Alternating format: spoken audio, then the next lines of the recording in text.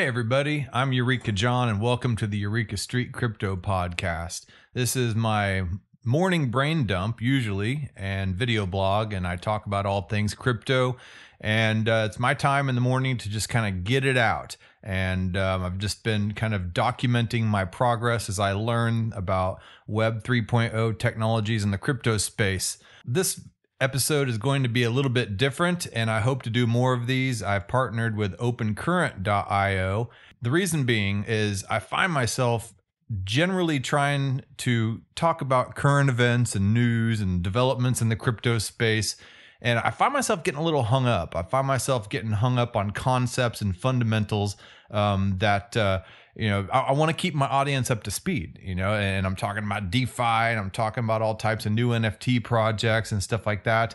And I feel like I'm kind of losing some people sometimes. And I find myself going back and explaining these fundamentals. And by the time that I finish explaining all these fundamentals, I'm 20 minutes into the video and I finally get to the point, and it's just typical rambling. It's just kind of my style anyway. But I wanted to make some videos that specifically touch on certain topics that I can refer back to whenever I'm covering other videos. And this first video, I'd like to talk about the evolution of the web, from Web 1.0 to Web 2.0 to Web 3.0, and talk about how that developed. Because a lot of people don't understand that. I have some people ask me, so, hey, how's the crypto market? Did you, do well in Dogecoin and Shiba Inu? I hear Elon Musk talking about it. Or they say, oh, so how do you like working for Bitcoin? And, as ridiculous as it sounds, I get asked those questions, how is Ethereum doing? How's it like working for Ethereum? I don't work for Ethereum. I don't work for Bitcoin. These are all web technologies. These are all cryptographic technologies. These are all internet technologies. And these are all blockchain technologies. And I just want to talk about just some of the basics and cover some of the early ground. So let's go over here to the screen and let's take a look. We have Web 1.0, Web 2.0, and Web 3.0. As you can see, Web 1.0 is pretty basic. It's your basic web page. It's HTML, then CSS, JavaScript. HTML is just the basic structures using tables and just text and hyperlinks. And you store those on a server, and you need to be able to log into the back end in order to change the content on these pages. So that was the beginnings of the web. So here's an example of a Web 1.0 website. Let's go over here to this one right here. Berkshire Hathaway, Warren Buffett. He does not like Bitcoin. He does not like cryptocurrency. So here's this website. It's just basic text and hyperlinks. That is it. It's about as simple as you can get. This is like Craigslist. But Craigslist it has a 1.0 look, but it's more Web 2.0. But I'll get to that in a second. But here's Berkshire Hathaway. It has the text, it has links. That's it. Purely informational, purely static.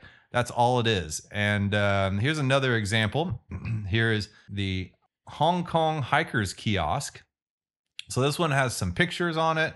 It has your standard navigation bar. That's really about it. Purely informational.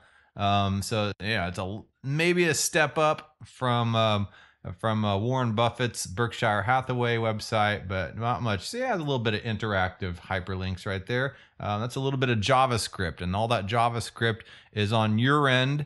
Nothing really taps into a database for interactive information. And then e-commerce is kind of a transitional idea that was before the precursor to Web 2.0.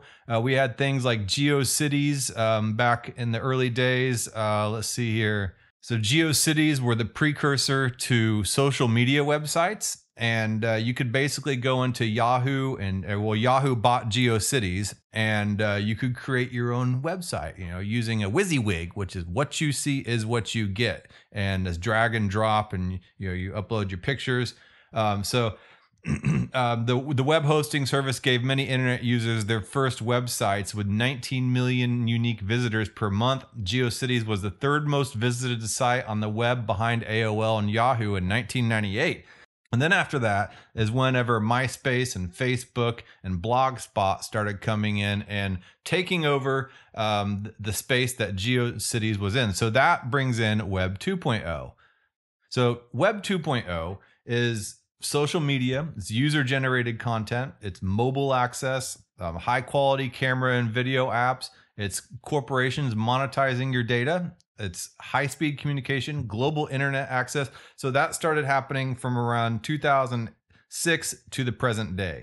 However, the caveat with Web 2.0 is everything is centralized. And everything is run by a third-party information. So all your information is stored on that centralized server. Every photo you put up, every post you put, all the user-generated dynamic content, your credit card information, everything is put up in the centralized servers and owned by all these corporations. You do not own your data.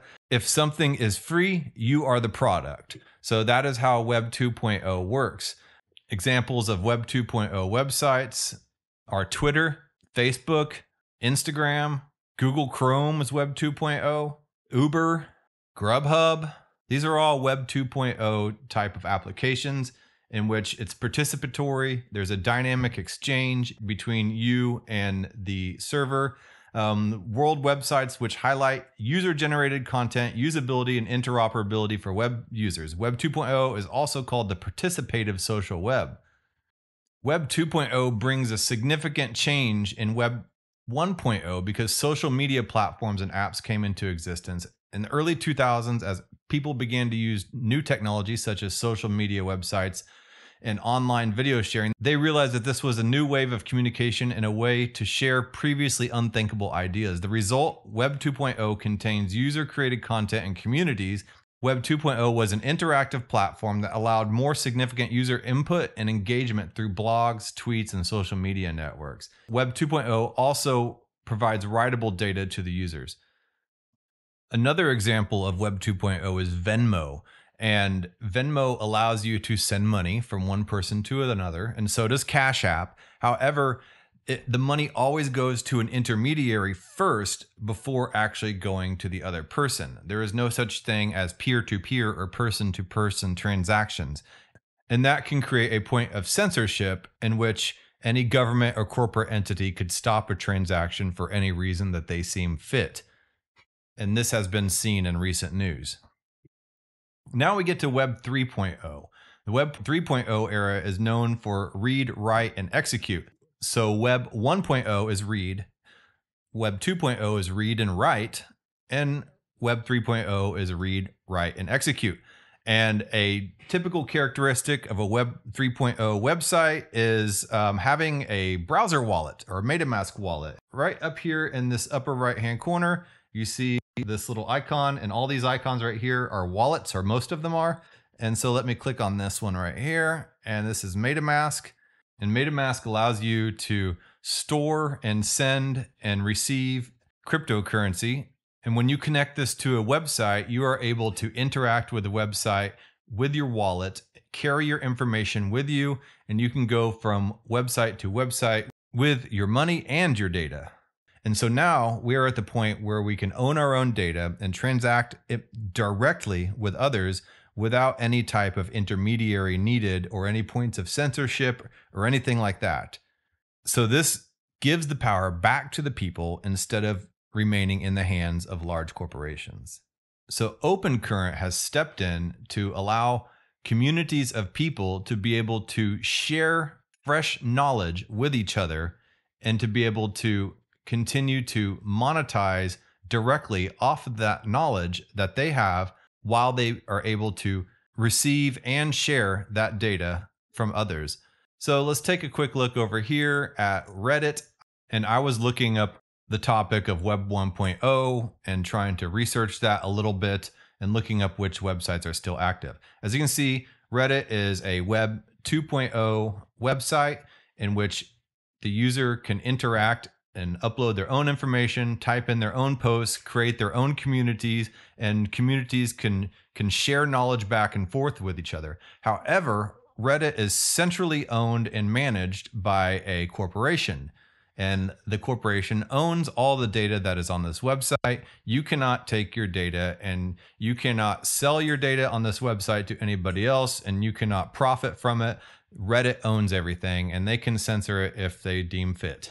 But Reddit is a great place to learn from others. And it is a place where there is tons of fresh knowledge that you won't see in college textbooks, knowledge that you won't see in established literature, and knowledge that you oftentimes won't see in academic circles. So Reddit is a great place to find the fresh knowledge, and the fresh knowledge gap is ever widening the faster technology moves.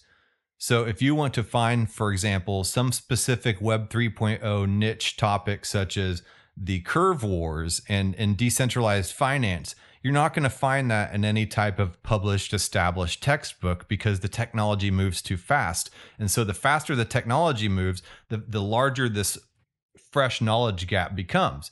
So that's where OpenCurrent comes in.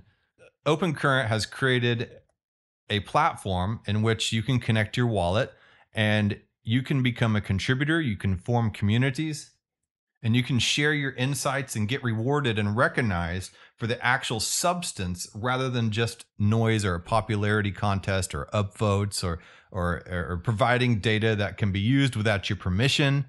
And in the process, you can earn tokens and governance rights and form communities and be rewarded for your contributions. So not only will you be able to own your data, you'll be able to sell your data directly to those people that want to have it and use it, to potential clients, and you can collaborate with them. So say, for instance, you have a specific topic you want to talk about, like best podcasting practices. You can create a podcast community. You can create a document called Best Podcasting Practices. You can have lots of different contributors to that. All those contributions will be noted and marked on the blockchain. And then anybody that wants to buy that data and that document will pay directly to all the contributors of that document. And anybody that wants to buy that document and use that document for their project, when they buy that document, that money will go to the contributors directly into their wallets because their contributions will be noted on the blockchain. So that is the beauty of Web 3.0. Of being able to contribute, being able to own, and being able to manage your own data, and being able to collaborate with others to create fresh data and have it be reliable and reputable. So with OpenCurrentio, there are 3 tokens. There's the proof of passion token, and that's the reputation token that you get, and that can be shown on your profile to give you some decentralized credentials to show that you are an expert on a topic. There's the DAO token, and that allows for governance on the platform, and you can have voting rights to direct where the DAO goes in the future. And then there's the tradable token, the one that you're paid in. This token will be traded on the secondary market, like Uniswap, and that's how you will get some fiat, dollar, pound, whatever currency you use value out of that. So it's finally time to get rewarded for the value of your insights. You'll be able to collaborate with others, learn fresh information, and get rewarded and reward others in multiple ways for doing so. So that's why I've decided to partner up with OpenCurrentio. I'm constantly learning some fresh topics and fresh knowledge, and I would like to share that knowledge. And what better way to be able to participate in Web3 than to be able to plug in my wallet and have that knowledge be marked and accounted for and attributed. And if anybody else wants to use that, then I get paid directly for my contributions. So, hey, win-win. All right, well, that's about it on this quick little intro video about the evolution of the web and just a little blurb about OpenCurrentio and why I chose to partner up with them on and talk about some of these topics, these Web3 topics. I think it's really important to get some of these fundamentals out of the way. And yeah, I hope you'll continue to tune in. Thank you for making it to the end of this program. If you actually like this content, give a thumbs up. And if you want to hear more, just hit the subscribe button.